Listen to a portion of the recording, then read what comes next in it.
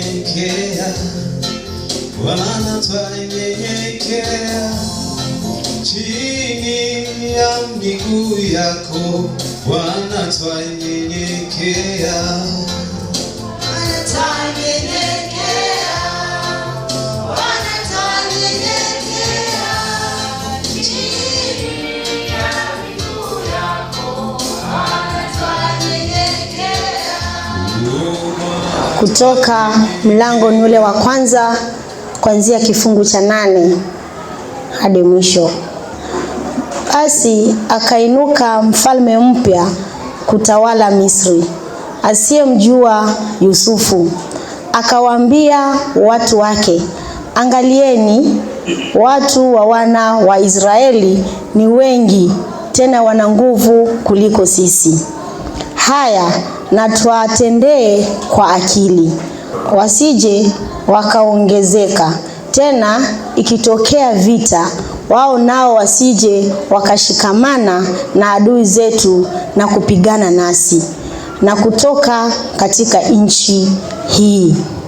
Basi wakaweka wasimamizi juu yao wawatese kwa mizigo yao, nao wakamjengea Farao miji ya kuwekea akiba, Pithomu na Ramesesi. Lakini kwa kadri ya walivyowatesa ndivyo walivyoongezeka na kuzidi kuenea. Nao walichukiwa kwa sababu ya wana wa Israeli.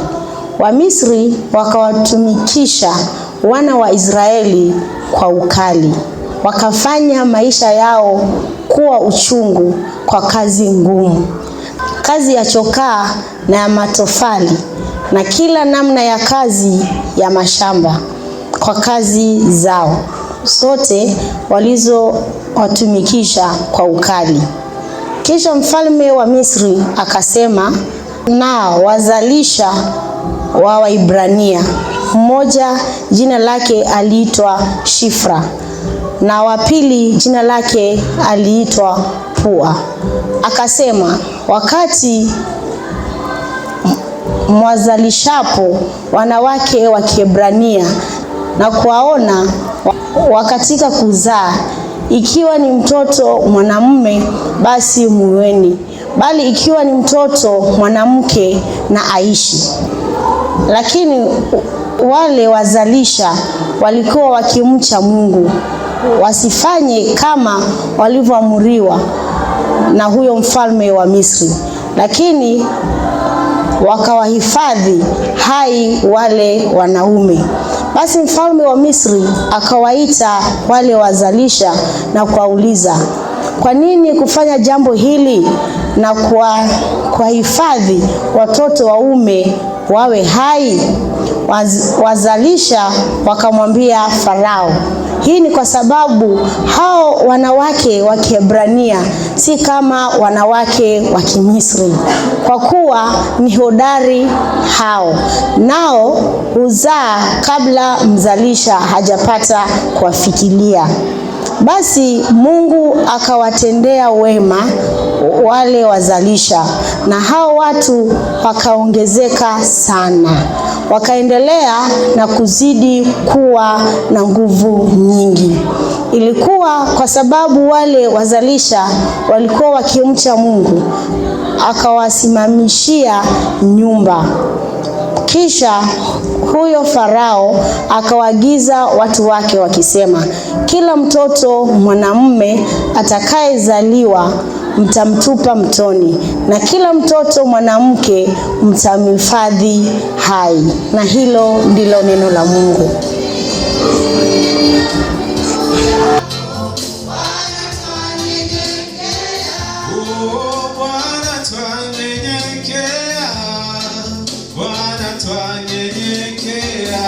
Wakorintho wa pili mlango ni wa 5, kifungu ni cha 11 hadi 20. Basi tukijua hofu ya Bwana tutawavuta wanadamu, lakini tukidhihirishwa mbele za Mungu, nami natumaini ya kuwa tumedhihirishwa katika dhamiri zetu pia. Maana hatujisifu wenyewe mbele yenu tena, bali tunawapa sababu ya kujisifu kwa ajili yetu, ili mpate kuwa nayo mbele yao wasiojisifu kwa mambo ya nje tu, wala si kwa mambo ya moyoni. Maana ikiwa tumerukwa na akili zetu ni kwa ajili ya Mungu, au ikiwa tunazo akili zetu timamu ni kwa ajili yenu. Maana upendo wa Kristo watubidisha, maana tumehukumu hivi ya kwamba mmoja alikufa kwa ajili ya wote, basi walikufa wote. Tena alikufa kwa ajili ya wote, ili walio hai wasiwe hai tena kwa ajili ya nafsi zao wenyewe, bali kwa ajili ya yeye aliyekufa akafufuka kwa ajili yao. Hata imekuwa sisi tangu sasa hatumjui mtu awaye yote kwa jinsi ya mwili, ingawa sisi tumewatambua Kristo kwa jinsi ya mwili, lakini sasa hatumtambui hivi tena. Hata imekuwa mtu akiwa wa ndani ya Kristo amekuwa kiumbe kipya, ya kale yamepita, tazama yamekuwa mapya. Lakini vyote pia vyatokana na Mungu aliyetupatanisha sisi na nafsi yake kwa Kristo, naye alitupa huduma ya upatanisho. Yaani Mungu alikuwa ndani ya Kristo akipatanisha ulimwengu na nafsi yake, asiwahesabie makosa yao, naye ametia ndani yetu neno la upatanisho. Basi tuwajumbe kwa ajili ya Kristo, kama kwamba Mungu anahisi kwa vinywa vyetu, twawaomba nyinyi kwa ajili ya Kristo mpatanishwe na Mungu. Na hili ndilo neno la Bwana.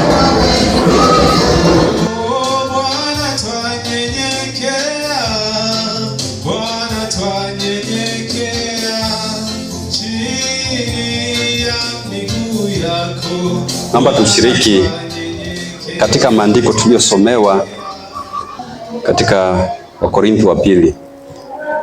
Kichwa cha neno letu la leo ni reconciliation, upatanisho. Sijui unaposikia neno hili upatanisho, unalielewa vipi? Kwa nini kupatanishwa?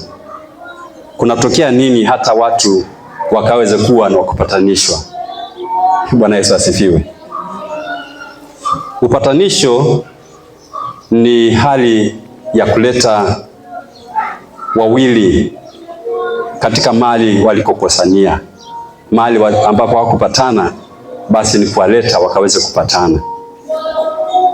Na nilipokuwa nikitafakari juu ya neno hili la upatanisho, nikaweza kurudishwa mbali sana, mahali ambapo maisha yetu, the whole race ya wanadamu ilianzia kwa baba yetu Adamu.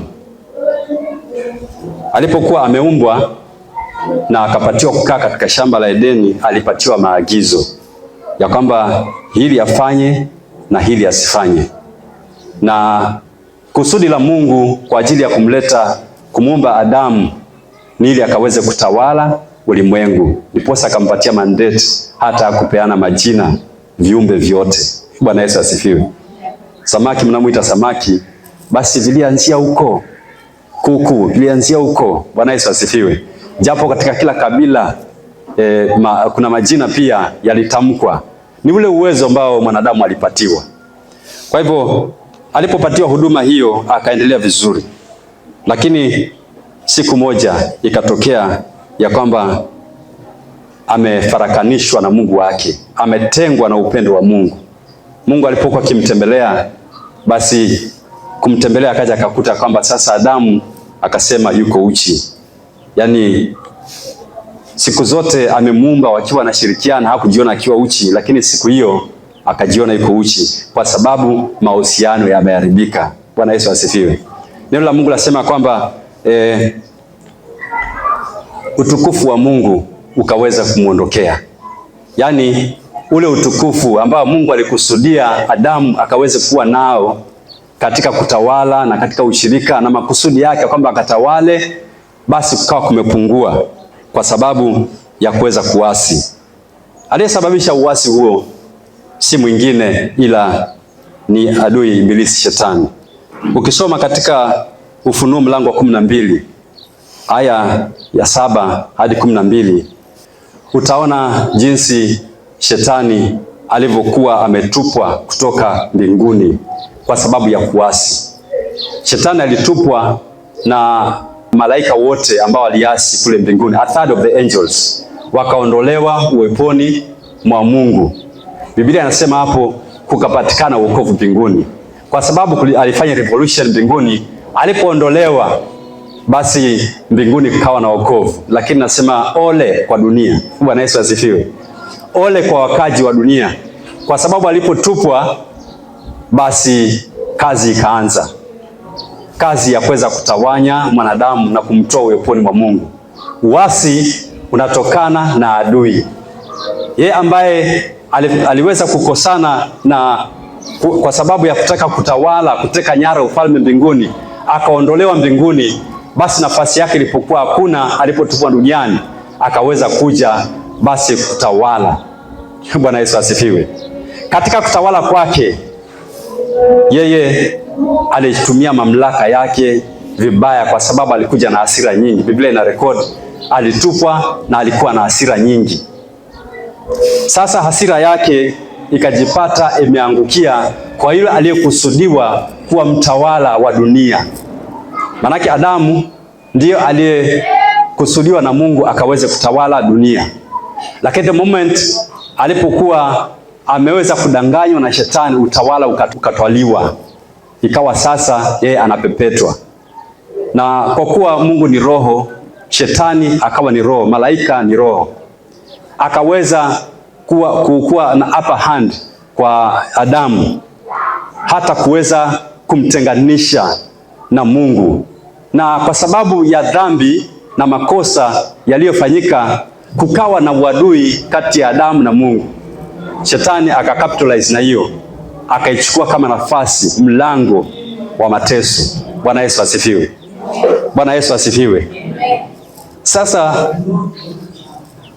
kutokana na disobedience ambayo ilifanyika kwake Adamu, kukawa na anguko, kukawa hakuna upatano. Ndiposa leo hii tunaongea kuhusu upatanisho. Mungu akawa na vizuri ya kwamba mwanadamu huyu aliyemuumba. Kwa Biblia, neno takatifu, Agano la Kale lote, Mungu alitegeza mbinu za kuweza kumregesha mwanadamu katika mahusiano yake na yeye. Na mara nyingine Mungu akijidhihirisha kwa kutenda miujiza. Lakini akaona bado ni kazi nzito, akatafuta njia ya kipekee ya kutaka kufanya final upatanisho. Bwana Yesu asifiwe. Akitaka kuweza kukamilisha upatanisho, basi akamleta Bwana wetu Yesu Kristo. Na Yesu akaja kuturejesha kwake. Ndiposa katika maandiko tuliyosoma, Wakorintho wa pili mlango wa 5, Yesu alipokuja kwa jinsi ya mwili, aliweza kuhakiki ya kwamba anafanya maridhiano kivyovyote. Akaweza kuwafundisha wanadamu jinsi ya kumrejelea Mungu wao, akawaponya magonjwa, akaonyesha kwamba ufalme wa Mungu umekuja. Bwana Yesu asifiwe. Kwa Yesu kuja, akadhihirisha nguvu za kifalme, yaani ni Mungu kamili katika mwili wa mwanadamu. Akadhihirisha nguvu zake katika kazi ya ukombozi.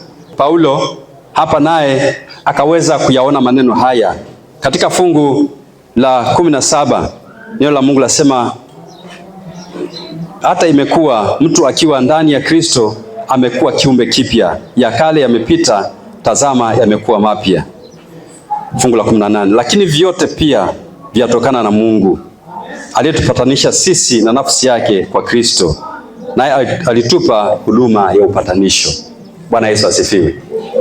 Huyo Yesu alipokuja kusudi kubwa la ujio wake.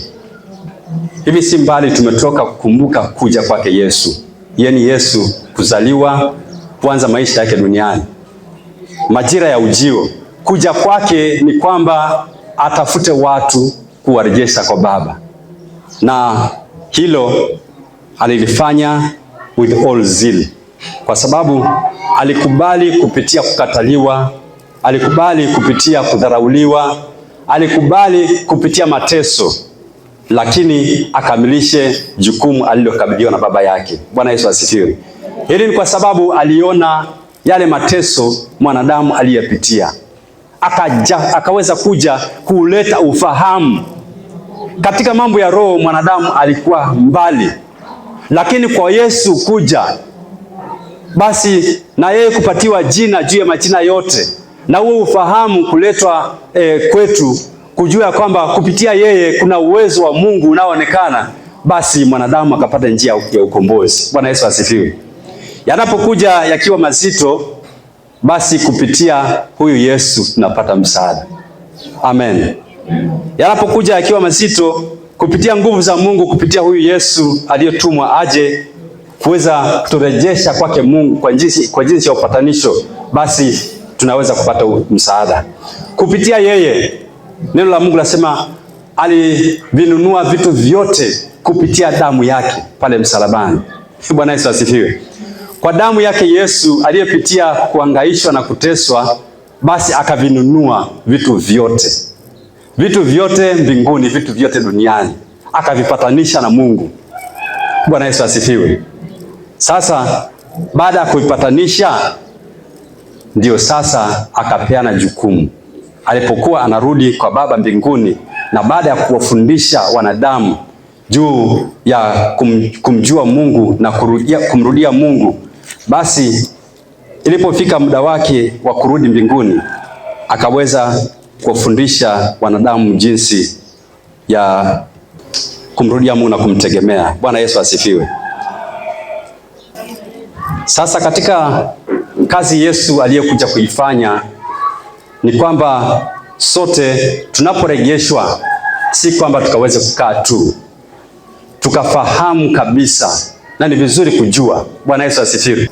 Ni vizuri kujua. Kwa kukosa ufahamu, basi tunateseka. Mwanadamu alikuwa amekosa ufahamu, akawa anapepetwa na shetani. Lakini Yesu akaja akaleta kujifahamu. Bwana Yesu asifiwe. Na Mtume Paulo alipokuwa katika maneno haya akiandika hivyo, alitaka ya kwamba sasa, kwa sababu Yesu amefanya kazi ya ukombozi, basi kanisa lijue sana nguvu ya ufufuo. Bwana Yesu asifiwe. Ni kupitia nguvu ya ufufuo tumefanya kurejeshwa. Laiti Yesu angebaki kaburini, basi hiyo story ingekuwa haitaonekana tena. Lakini asante kwa sababu nguvu ya ufufuo, malaika alipokuja na kumtoa kaburini, nguvu za Roho Mtakatifu kumwondoa pale mahali, basi kanisa lina ujasiri wa kushinda. Amen. Bwana Yesu asifiwe. Leo hii tuko na ujasiri wa kuweza kuwa na ushindi kwa sababu ya kazi Yesu aliyoifanya na pale msalabani na kutoka. Ndipo Paulo hapa akasema tamanio la moyo wake ni kupata kujua nguvu ya ufufuo ambao walimfanyia Yesu kupitia Roho wa Mungu. Bwana Yesu asifiwe. Ametamani kujua nguvu ya ufufuo. Hivi leo huduma ambayo sisi tumekabidhiwa, neno la Mungu hapa anasema kwamba tumepatiwa huduma ya upatanisho. Sasa baada ya kupatiwa kuletwa katika nuru hii, basi kazi tunayo. Bwana Yesu asifiwe. Kazi kanisa tunayo. Hakuna kulala. Mwaka huu na ile ambayo Mungu, kusudi la Mungu kwetu ni kwamba tukaweze kufanya kazi ya upatanisho. Yesu akasema, tizameni shambani, mavuno ni mengi, watenda kazi ni wachache. Bwana Yesu asifiwe. Sasa sisi tunaandaliwa katika kuifanya kazi ya Mungu kupitia nguvu ya ufufuo. Uwezo wa Mungu amekwisha achilia. Tunapomuita katika huduma zetu, basi anakuja mara kutusaidia. Bwana Yesu asifiwe. Uweza wote amekuja kutushirikisha. Isingelikuwa ni kujuzwa kuhusu uweza huu, basi tungekuwa katika hali ya kujidunisha. Lakini hivi sasa tusikae katika hali ya uduni. Mambo tuliyopitia mwaka jana kukaa katika hali ya uduni, tuiondokee. Kunayo kazi tulipatiwa ya kuifanya. Watu wajue ya kwamba kunaye Yesu aliyefufuliwa, Yesu aliye hai, Yesu aliyekuja kutupatanisha na Mungu. Nasi tuwalete wengi wafikie upatanisho. Bwana Yesu asifiwe. Watu waregeshe kwa Mungu kupitia upatanisho. Na hakuna mwingine wa kuja kuifanya kazi hiyo isipokuwa ni wewe na mimi. Ingelikuwa Mungu anaweza kufuta resi ya mwanadamu, alete malaika wafanye, angefanya. Lakini anao watu duniani. Bwana Yesu asifiwe. Anao watu duniani anaoandaa, ambao wameipata kweli, wameifahamu kweli. Hao ndio anaowategemea. Hivi leo Mungu anatazamia ngongodi ahusike kuwakilisha mbingu hapa duniani. Bwana Yesu asifiwe. Ijulikane kwamba race, yani viumbe vyote vinatakikana virudishwe kwa Mungu, kupatanishwa naye, lakini ni kupitia huyu Yesu Kristo na kwa damu yake. Bwana Yesu asifiwe. Hivi leo tutazidi kurudi kwa Mungu kumuita atusaidie. Katika fungu la 19 katika ile Wakorintho wa pili mlango wa 5. Neno la Mungu lasema, yaani Mungu alikuwa ndani ya Kristo akiupatanisha ulimwengu na nafsi yake, asiwahesabie makosa yao, naye ametia ndani yetu neno la upatanisho. Bwana Yesu asifiwe. Kupitia huyu Yesu nafsi zimeunganishwa na Mungu tena kupitia msamaha wa dhambi, na kwa sababu ya upatanisho huo sote tumerejeshwa, nasi tuna jukumu la kufanya kazi ya uregesho. Kila itwapo leo, basi napatiwa muda wa kuweza kuhudumu kuregesha watu kwa Mungu. Ni huduma ambayo kila mmoja wetu, hata kama unasema labda umeokoka jana, basi una jukumu la kufanya. Bwana Yesu asifiwe. Shambani mwa Bwana inahitaji sote tukasimame kushika zamu na kuweza kulieneza hili neno, ili watu wajue wote ya kwamba kazi aliyofanya Yesu ni kwa ajili ya kuturudisha. Imagine, ndani ya mwanadamu kuna sehemu ya ibada ambayo imewekwa. Mwanadamu alipoasi, kumekuwa na ile kule kuabudu, na watu walipokuwa hawajapata maelekezo vizuri, wengi wameabudu vinyago, wakaabudu nyoka, wakaabudu ng'ombe, wakaabudu sanamu. Lakini katika mwisho huu, majira haya ambayo Mungu amekusudia kwetu ni kwamba tukawahubirie ya kwamba kupitia Yesu peke yake huduma ya upatanisho, kuregeshwa kwa Mungu inapatikana. Bwana Yesu asifiwe. Yaani yeye Yesu amekuja ili tuweze kumfikia Mungu. Sema, mimi ndimi njia, kweli na uzima, hakuna ajaye kwa Baba isipokupitia kupitia kwangu. Yesu akasema. Bwana Yesu asifiwe. Kwa hivyo kupitia yeye peke yake, watu watajaribu mbinu zingi za kuabudu. Hata jamii tulikozaliwa kuna ibada zinafanyika, lakini ibada ya kweli kupitia huyu Yesu Kristo. Bwana Yesu asifiwe. Kupitia huyu Yesu Kristo, kupitia upatanisho ambao tumepatiwa, basi tunayo nafasi ya uregesho kwa Mungu, nasi tunapata nafasi ya kuweza kuita ulimwengu uregesho kwa Mungu. Haleluya. Bwana Yesu asifiwe. Leo hii sote tumepatiwa huduma kubwa na nzito. Katika mwaka huu si mambo ya kujidunisha. Uwezo umekwisha achiliwa. Baada ya kuletwa kwa nuru, hapana kuenjoy hii nuru peke yako. Bwana Yesu asifiwe. Baada ya kupata upatanisho, then husika kila mahali ulipo kueneza upatanisho. Husika kazini, katika jamii, husika kuwaregesha watu kwa Mungu, na itakuwa kwako heri. Mungu akitizama atajua huyu mwanangu kweli ananitumikia. Bwana Yesu asifiwe. Nilipokuwa natafakari mwaka ulipokuwa unaendelea mwisho, nikapata ndani yangu kwamba kumbe mwaka unapoisha ni minus. Yaani siku zile ambazo Mungu alizipanga kwangu ni juu ya kwamba one day ama 1 year minus. Bwana Yesu asifiwe. Bwana Yesu asifiwe. Kwa hivyo tukomboe muda, kwa sababu kila wakati minus inakuja, basi iwe ya kwamba umetengeneza kitu kwa ajili yako kesho. Bwana Yesu asifiwe. Kesho yetu ni nzuri kuliko hii ya leo. Ya duniani hapa tumeyaona, mengine mazuri, mengine maovu, lakini yule anayemjua Mungu wake anainua kichwa chake kungojea wokovu ambayo Bwana amekwisha uandaa. Na katika kungojea, basi hakuna kuzubaa. Anafanya huduma ya upatanisho. Bwana Yesu asifiwe. Kila mahali ulipo, ni nyumbani, ni kazini, ni marafiki, anapopiga simu, hakikisha kwamba hakika tafuta nafasi ya kumwambia kwamba kuna upatanisho. Mwaka huu napojua nguvu za Mungu na uwezo wa ufufuo, basi tuende mbele kwa ujasiri kuwaambia wengi ya kwamba muda uko. Kama bado uko mzima, basi muda uko wa uregesho, ukapatanishwe na Mungu. Si muda tena wa kufarakana.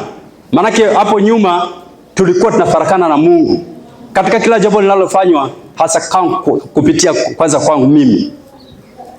Neno hili kulikubali ilikuwa ni ngumu sana. Nilikuwa najiamini katika mambo yangu kuyafanya, lakini Mungu akanena nami. Okay, roho zote ni mali ya Mungu. Bwana Yesu asifiwe. Kwa wakati wake Mungu akawa nena nami na akapata muda wa kuniregesha, kuniambia Ngongodi, utakufa. Bwana Yesu asifiwe. Utakufa.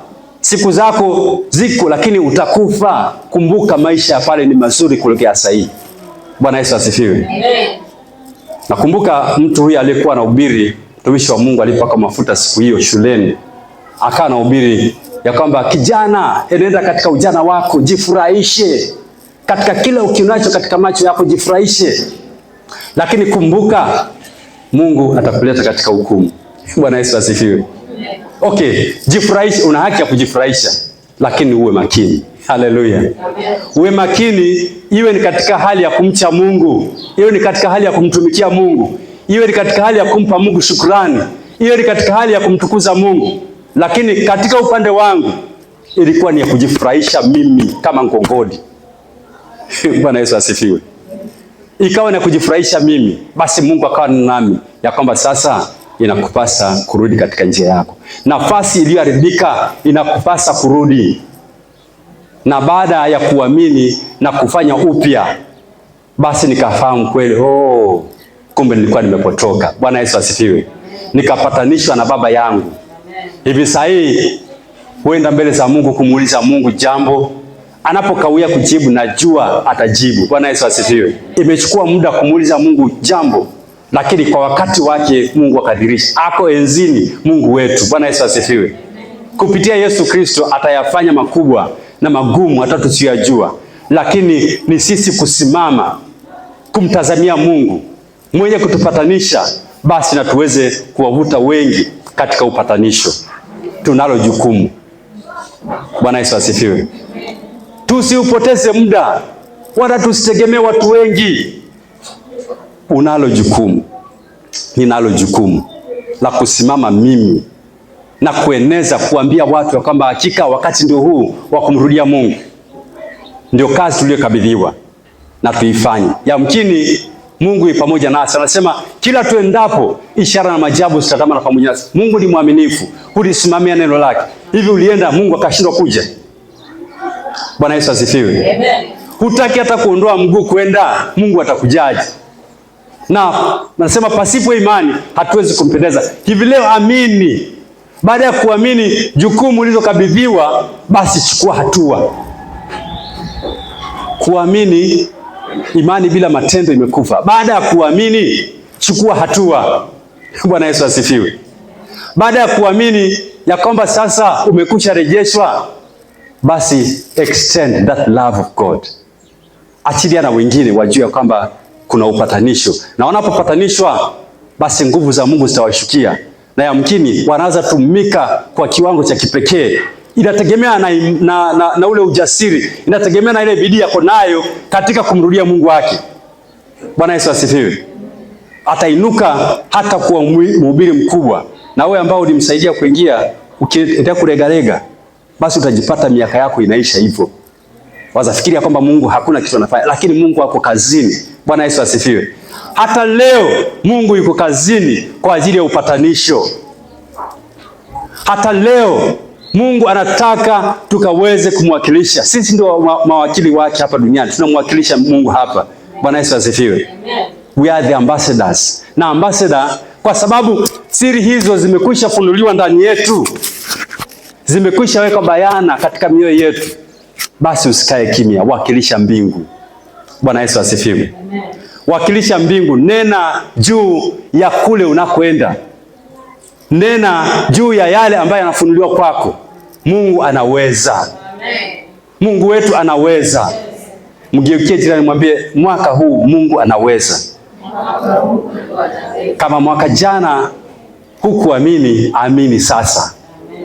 Bwana Yesu asifiwe. Mungu anaweza. Atalisimamia neno lake daima, atasimama nyuma ya neno lake kulikamilisha.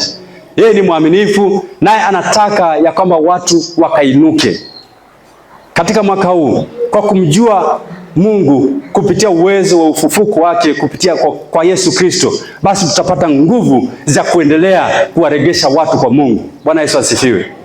Tunapoamini, tuchukue imani hiyo, basi kutakuwa na ujasiri. Tutafakari kila majira Mungu anayotukirimia kabla minus haijafanyika. Bwana Yesu asifiwe. Kabla minus haijafika, hakikisha kwamba umefanya kitu. Nimekuwa nikitizama hiyo miaka nimeishi. Kuna ile miaka nimeishi nikilegalega katika madhambi. Ile miaka nimeishi katika wokovu. Najaribu kutizama, kuangalia kile ambacho nimekifanya, nasema hakika sijafanya. Bwana Yesu asifiwe. Yatakikana nifanye zaidi. Mwaka huu kila mmoja wetu atiwe msukumo. Bwana Yesu asifiwe. Kupitia Roho Mtakatifu atiwe msukumo, ukose kunyamaza. Umwambie mtu juu ya nguvu ya upatanisho kupitia Yesu Kristo. Bwana Yesu asifiwe. Kupitia Yesu turegeshe sote. Biblia inasema kwamba hapendezi na kifo cha mwenye dhambi. Hebu tizama yule ambaye labda unakaa nao kazini. Tizama yule ambaye unahudumu naye. Tizama yule ambaye unashiriki naye. Wale mnayopiga story, wameokoka? Hivi ushawaambia kuhusu neema hii ya wokovu ya upatanisho? Ushaongea nao? Na kama hujafanya, basi jukumu nalo. Bwana Yesu asifiwe. Jukumu ninalo. Nisinyamaze. Bwana Yesu asifiwe. Leo hii kuanzia majira haya tuache kunyamaza. Naweza sema Mungu anajua, anampenda tu, atamuokoa. Watajuaje kama hajaambiwa? Bwana Yesu asifiwe. Na labda wewe tu ndio unaosubiria kumwambia. Bwana Yesu asifiwe. Mungu hufanya mambo kivyake. Mungu anaweza kukutumia kwa wakati unapojiachilia. Anaweza kukutumia hiyo roho ikaweza kunasuliwa katika uharibifu. Lakini ni pale utakapofahamu ya kwamba si wakati wa kunyamaza. Bwana Yesu asifiwe. Unaweza tumiwa dadangu. Unaweza kutumiwa ndugu yangu katika huduma Mungu aliyeka ndani yako. Si bure. Unapomfanya ibada, basi tumika, wengi waletwe. Viumbe wote wajue ya kwamba hakika huyu anawakilisha ufalme wa baba yake. Bwana Yesu asifiwe. Leo hii sote tujukumike. Na ikiwa Mungu atatuwezesha kuinuliwa, kupata huo uamsho, Mikindani haitabaki the same. Bwana Yesu asifiwe. Mombasa haitabaki the same. Kuna mtu atakuwa anaongea kuhusu rejesho na Mungu atashuka na kuyatenda mambo makuu. Tunapoanza kwenda, basi Mungu anakuja. Amen. Tunapoanza kwenda, tunapochukua hatua ya imani, Mungu anatujilia mara. Atafanya kudhihirisha uwezo wake. Wafu watafufuka, viwete watatembea, wagonjwa watapona. Bwana Yesu asifiwe. Walionewa na shetani wataachwa huru. Kumbuka, kupitia dhambi na makosa, watu wanakaa katika kuonewa. Shetani anafinyilia watu. Nani yule atakayeenda kuwasaidia watu kutoka katika kongwa la mateso kama si wewe na mimi ambaye tumeijua hii kweli? Bwana Yesu asifiwe. Kuwarudisha watu katika upatanisho, kuwaondoa katika kongwa la mateso, kuwajulisha mpango mkuu wa Mungu wa ukombozi, basi tunalo jukumu. Amen. Bwana Yesu asifiwe. Tunalo jukumu, wewe na mimi tunalo jukumu. Wewe unayenisikiliza hata kwa mtandao, unalo jukumu la kuweza kupeleka hii Injili. Viumbe wote wajue ya kwamba kuna kazi ya upatanisho iliyofanyika, na kupitia yeye, kupitia wewe ambaye unausikia ujumbe huu, unaweza tumika kufanya upatanisho. Bwana Yesu asifiwe. Kwa hivyo tunalo jukumu kama kanisa, si wakati wa kulala. Ni muda tumekirimiwa, ni neema umepatiwa. Ingekuwa mwaka jana imefungwa, lakini tumepatiwa, tuitumie vizuri. Bwana Yesu asifiwe. Kwa sababu nimekushapatiwa, I must do my calculations each and every time. Siku inapoisha nimuulize Mungu, hivi nilivyoishi, nimeishi nimefanya kazi gani? Bwana Yesu asifiwe. Can I count for my day? Naweza kutoa hesabu ya mile miaka nimeishi. Hesabu siku za maisha yako na uwe na ufahamu. Bwana Yesu asifiwe. Uwe na ufahamu wa jinsi Mungu anavyokutakia, nao utakuwa heri. Bwana Yesu asifiwe sana. Hivyo mchana wa leo ni kwamba sote tumepatiwa huduma ya upatanisho. Mawakili wa siri za mbinguni ni wewe na mimi. Bwana Yesu asifiwe. Amen. Na kama uko hapa haujaokoka, mwaliko huko. Usipaondoke, usiondoke duniani kabla ufahamu. Mrudie Mungu wako, upatanishwe. Bwana Yesu asifiwe. Upatanishwe, upate msamaha wa dhambi, uwe kiumbe kipya. Siri hizi za mbinguni ziweze kukushukia, na uwe pia uwe chombo cha kutumika kwa ajili ya ufalme wa Baba. Bwana Yesu asifiwe. Hivyo ndio jukumu ambalo tumekabidhiwa. Hakuna kazi nyingine ambayo tuko nayo, ni kazi ya upatanisho. Bwana Yesu asifiwe. Kazi ya upatanisho katika ndoa, kazi ya upatanisho katika watoto, kazi ya upatanisho kazini, kazi ya upatanisho njiani, kazi ya upatanisho sokoni, kazi ya upatanisho katika jamii tulikozaliwa. Ijulikane kuna mtu pale, mwakilishi wa mbingu. Bwana Yesu asifiwe. Sio kukimbia kwenu, sio kuondoka kwamba sasa pale kuna wachawi, sasa hapana, sitaweza kwenda. Nani aliyechaguliwa pale? Nani aliyechaguliwa pale? Hii neema ingepelekwa kwingine, lakini wewe ukachaguliwa. Wachawi na waganga wa mahali pale wajue kunaye Mungu anayeabudiwa na mtu anayesikia ujumbe huu. Bwana Yesu asifiwe. Wajue ya kwamba kunaye Mungu anayeabudiwa na huyu mwakilishi wa mbingu, anayezifahamu siri za mbinguni. Zinapoletwa basi tuzifanyie kazi. Bwana Yesu asifiwe. Siri za kifalme mmependwa kufunuliwa. Mnasema tumependwa kufunuliwa. Siri hizi za kifalme tumependwa kufunuliwa. Lakini zinapofunuliwa kwetu, basi tuzifanyie kazi. Bwana Yesu asifiwe. Tuwahudumie wote, kabila zote, taifa zote, wenyeji wetu hapa Mombasa, mahali uko kwetu. Ijulikane sasa huyu anayeongea ni ya mbinguni. Lengo lake ni mbinguni. Bwana Yesu asifiwe. Kwa sababu tumeshiriki mbingu tukiwa hapa. Tunaposhirikishwa mamlaka, ni kitu gani zaidi? Bwana Yesu asifiwe. Bwana Yesu asifiwe.